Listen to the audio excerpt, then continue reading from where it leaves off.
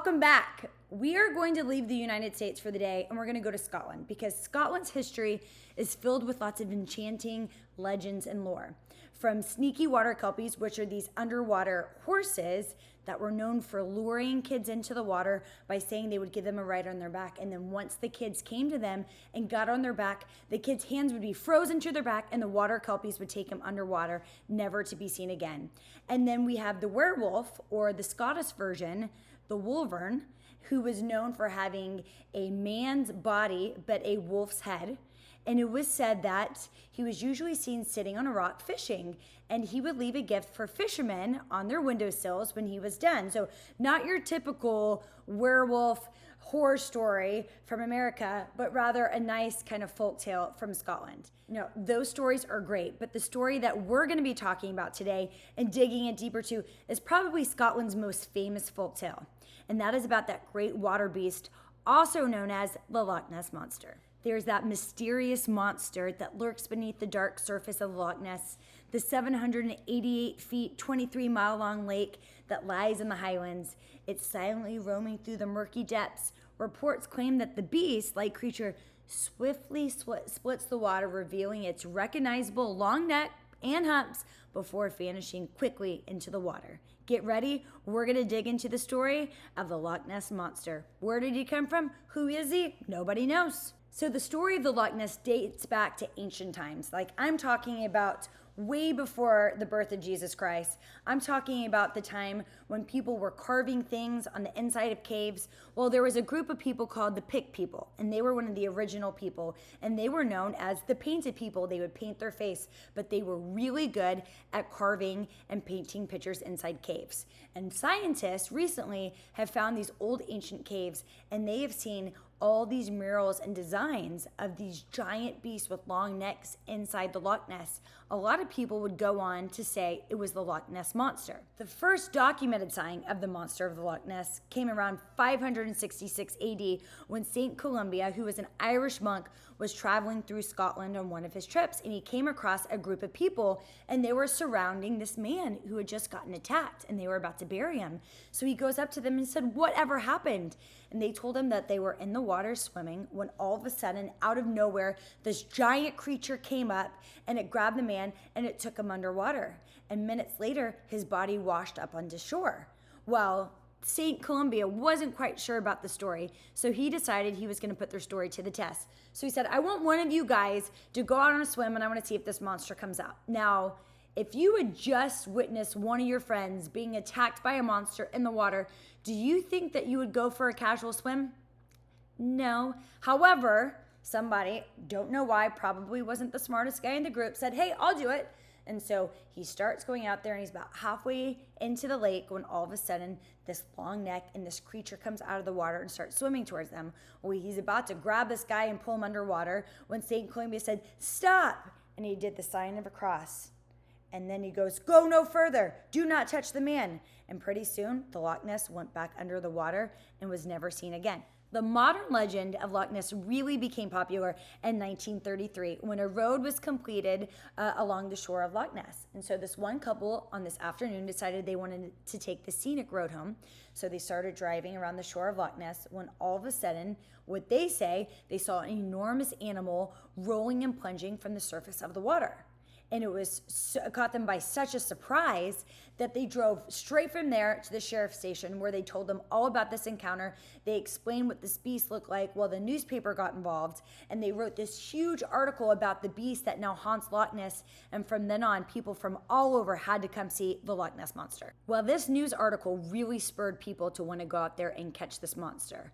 All right, so in 1934, this physician by the name of Kenneth Wilson decided he was going to go on a little boat and he was going to find this beast and he was going to take a picture of it and get the first picture ever taken of the Loch Ness Monster. So he goes out on his little boat and he's out for the afternoon. It takes him a significant amount of time when all of a sudden he sees what looks like a monster's head and neck that comes out of the water. And he takes a quick photo and he leaves, and he doesn't know what it looks like until he gets back. But when he gets back, he's able to uncover that first photo of Loch Ness where that long neck, and they call it the surgical photo, that would go on to pave the way for other people trying to catch more pictures and videos of Loch Ness. So that surgeon's photo led many people to speculate that it was actually a surviving plesiosaurus dinosaur that now haunted Loch Ness, which, if you don't know what a plesiosaurus dinosaur is, it's an aquatic dinosaur. Supposedly that has been extinct for many, many, many years ago. And this led scientists to do more research, and they came back saying your claims were false. There's no way that this dinosaur could actually still be alive because they became extinct during the last ice age. So the chances of that happening is very slim. You need to come up with another explanation about what that creature is. So Loch Ness became so popular and well spread all over the world that people came in from all over trying to get a small glimpse or picture from this Loch Ness Monster. All right, it became so popular that a traveling circus came by and gave a reward for $20,000 for anyone who could get a picture or could catch the Loch Ness. $20,000. Then you had Boy Scouts, you had hunters, you had people from all over. But still to this day, no one's been able to catch the Loch Ness. Which leads me to my next question. Who is Nessie and where did he or she come from? Now this is what I want you to do. Okay, I want you to visualize for me for a second. So perched on this cliff, high above overlooking the Loch Ness Bay, sits this regal castle. Or back in the day, it was regal. Now it's a castle in ruins, all right? Now I want you to close your eyes. Everyone close your eyes because we're going to visualize right now. Back in the day, this castle was known for throwing the biggest parties around with lots of food and lots of drink. The palace was filled with magic and clans, and it flowed through the halls, and people came from all over the world just to get a glimpse of this castle and be invited to these parties. However, that time has come and gone. However, I believe this is the location where the true legend of the Loch Ness actually begins. So the next part of our legend, we're going to talk about the Urquhart Castle, all right? Many people have failed to talk about this. I believe many people have actually forgot about this legend, but not us, because today we're going to dig up this old legend about the Celtic Winter Queen, and I think it's going to give us some answers about the Loch Ness Monster. Cailleach Beara, also known as the Winter Queen, was the goddess of creation. She was known by many names. She was the mother protector, she was the land creator, she was the winter hag, but most people commonly knew her as the Winter Queen. Now, it is said that the Winter Queen ruled the winter months and was responsible for creating mountains and valleys and forests. Cailleach was known for being very hard and unyielding, very cold. And she had a twin sister named Breda who ruled the summer months, who was known for her wisdom and her beauty and her passion, and she was able to speak with animals. So whereas Cailleach was hard, her sister was very soft. So these twins grew up together. They were about as close as you could be to another person. They were thick as thieves. They would get in trouble together. They would run around together. They shared the same room together. They spent pretty much every waking second together. However, they knew that one day that would no longer be the case. They would not be able to spend that much time together. You see, the Urquhart Castle had been put under a great spell, or a curse. It was foretold that on the twins' 18th birthday, that a great power would come over and bring a lot of great power, but also great pain. For during the winter months, the Winter Queen, so that was from November 1st to May 1st, she would rule the palace while her sister lay dormant, almost hibernating asleep. And then the summer months, she would go to sleep and her sister would wake up and would rule the country. Well, this was a very hard transition for the sisters. They were only going to be able to see each other 2 days out of the year, and that was the day in which they would switch who would be the ruler for the year. So the first couple years of this arrangement actually worked out quite well. They were thrown into this transition and they took it with a lot of grace. They ruled their kingdom fair and with just, and everyone loved them. They were both beautiful too. One had dark hair and pale skin, and the other had just this blonde hair like gold and darker brown skin. And they were beautiful, and they attracted many suitors from all over the country that yearned to get an invitation to come to one of these parties that they would throw.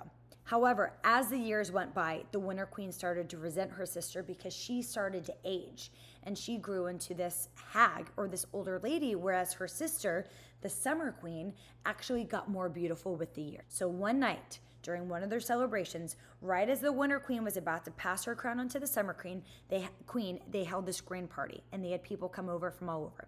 And this one mysterious prince came that they had never met or seen before, and he caught the attention of both sisters. But in order not to get in a fight with one another, and because the Winter Queen was about to go to sleep, she made the other sister promise that no matter what, they were not to speak with him. all right? And so she promised, and the Winter Queen went to sleep, and the Summer Queen took over. So as those months passed, and the Summer Queen ruled, and her people loved her, and she got more beautiful by the day, she ended up meeting this prince again, and they ended up falling in love, and they got married. Well, November 1st comes around. It's that day in which the Summer Queen's going to go hibernate, and the Winter Queen's going to come back and take back her crown. And so the Winter Queen wakes up, and what does she see? She sees her sister upon the throne with the prince right next to her, the prince that they both had their eyes and their minds set on. Do you think she was happy? No, she wasn't happy. So what do you think the Winter Queen did? Yep, she had been sleeping for a long time, and during that time in her reign, she had started studying dark magic and potions and poisons. And so she got a little vial from one of her most trusted colleagues, and she pours it into her sister's cup. And her sister drinks it thinking nothing of it. Well, something happens. As the night goes on, people start to look around. Where's the Summer Queen? It's about to be her turn to put the crown on and her sister go to sleep, but she's nowhere to be seen. So they sent out this search party. Hours went by, and they searched all over. Well, see, this is the thing. As long as they couldn't find the Summer Queen, the Winter Queen would stay alive. That's right. So guess what happens? They never find the Summer Queen. Nope. But it is said that the Summer Queen was turned into Loch Ness, that her sister couldn't take her jealousy, couldn't take it that she found her prince and got married to the prince, so she put a poison into her sister that would turn her into some beast that would haunt the Loch Ness that surrounded their castle. And to this day, she still swims in that lake right there, trying to find a way to break the curse. But at the moment, no one's been able to do that, and no one knows where the Winter Queen is as well. So until that curse is broken, Loch Ness will stay there, searching and pining for her one true love and trying to find a way to break the curse. So we've heard a lot. Okay, we've heard about Loch Ness. It's this monster that haunts the Loch Ness Lake. We don't know, is he nice? Is he mean? Is he a girl? Is he a boy? And then we learn about the Winter Celtic Queen, all right? How she was once good and turned bad over jealousy. And supposedly the legend or the folklore says that she turned her sister, the Summer Queen, into Loch Ness out of jealousy and rage. And now it's her sister who actually haunts the Loch Ness. I have no idea, and I don't know if anyone's actually going to ever be able to figure out the truth, but if you're in Scotland, I challenge you. I ask for you to go and check out the Loch Ness. I've never been there. And tell me, do you see the Loch Ness Monster? Is Nessie actually there? And if you do, try to take a picture and send it my way.